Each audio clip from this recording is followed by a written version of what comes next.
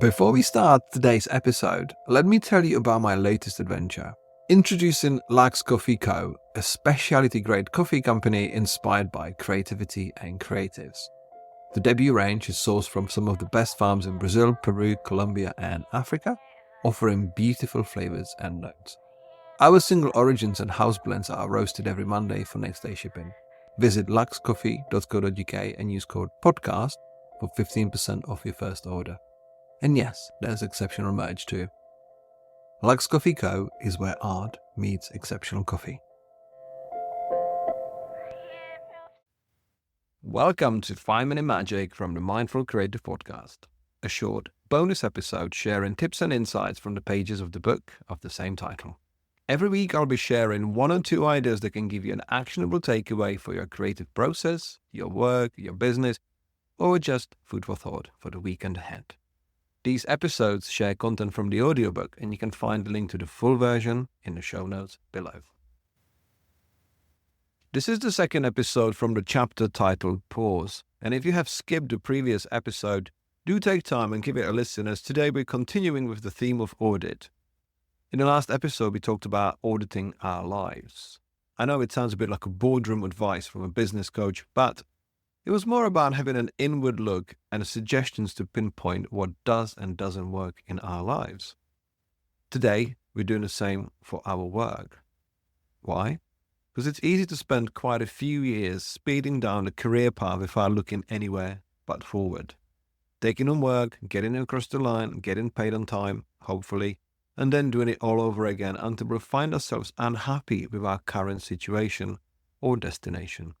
So, let's take a look back at the good bits and learning from the times when it didn't work so well, so we can avoid making the same mistakes again in the future. Auditing your work. Once you've audited the person who does the work, then you can hone your attention on the work being done. This is a time for you to take a step back from the bit of the canvas you've been working on and appreciate how it fits into the whole painting. You might take your entire portfolio, or if that's too big a task, you might review the last 12 months, or the last 6, whatever makes sense to you and whatever helps you best appreciate your progress to this point.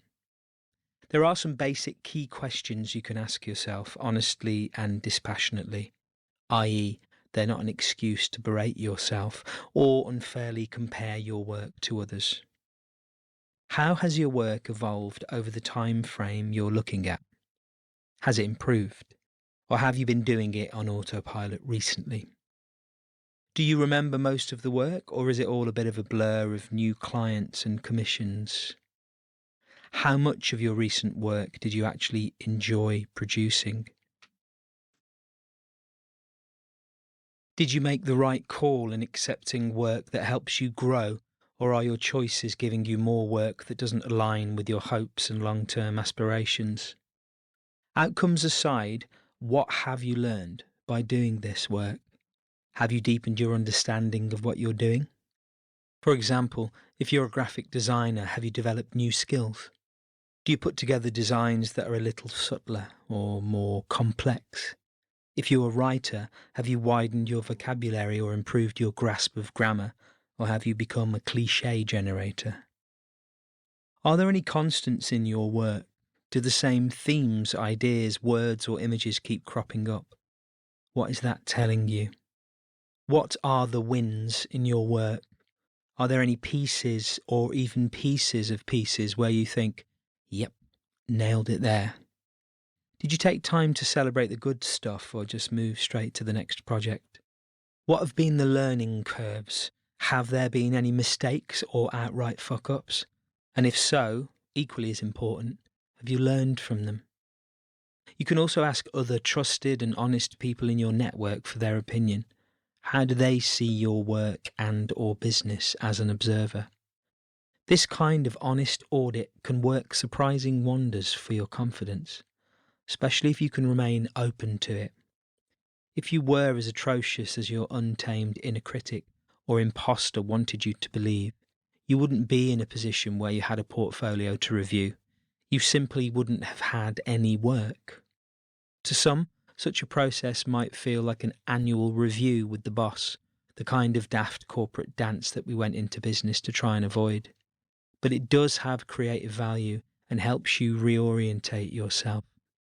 You're always going to be further along on your journey than the last time you stopped and looked around, and it can be inspiring to see how far you've come. Far more inspiring than scrolling through other people's portfolios and worrying that yours doesn't look quite like theirs. Many of you reading this or embarking on this kind of life and work audit will be doing so from the position of having crashed. And whether you stumbled or hurtled off course, there will have been warning signs that were missed. It likely won't be the first time. That's okay.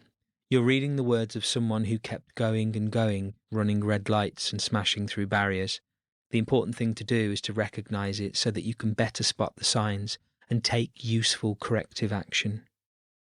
Take the time to sit and reflect on your career, maybe even your life up to this point. When have been the times that you've burnt yourself out or driven yourself over the edge? What caused it? And can you remember how long the build-up was each time? Have you had a series of burnouts that have increased in intensity over time? Importantly, are there things that you keep doing or forgetting to do that are causing them? Honest self-knowledge, untainted by our neuroses or the perceived judgment of others, can be one of the most powerful tools we will ever use. As long as we use it and action what it tells us. That might sound obvious to the point of corniness, but we misuse or fail to use our power all the time. Think of the gym memberships we take out and never use fully or at all. How we use something as powerful as the internet to watch TikToks and squabble in comments sections. The times we stay out doing vodka shots or binge a TV series knowing full well that we'll likely be too hungover or tired to function properly the next day. Unplug.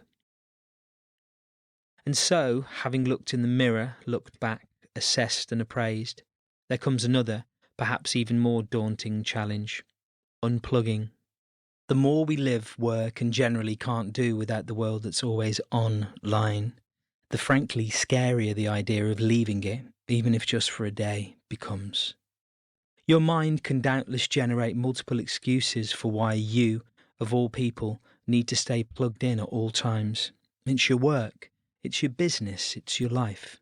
Phone on the bedside table whilst you sleep, in the kitchen while you're cooking, in your lap whilst you're watching TV, in the bathroom while you shower, notifications on at all times, and scrolling even if there aren't any.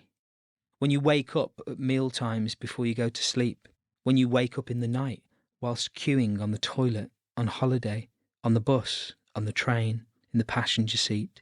And let's be honest, we all know from that furtive downward glance whether someone's on their phone whilst driving.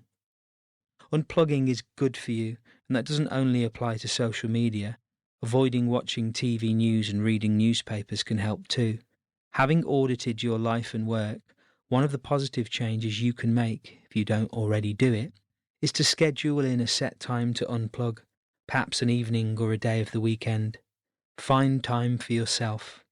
Yes, social media does hold all kinds of potential for your creativity and your business, but our creative minds simply cannot take the constant overload, and our creative potential and creative time are wasted by endless and aimless scrolling through, let's face it, vapid, repetitive crap that leaves your mind as soon as it leaves your screen, if it ever goes in at all. The real man smiles in trouble, gathers strength from distress, and grows brave by reflection. Thomas Paine. Hey, just a quick note to say thank you for joining me on this episode. If this is your first time or you're a regular listener, please take a minute and rate the show on your chosen platform. A short review helps every show to be more visible to new listeners and provide them with value. So thank you for helping out. Thank you.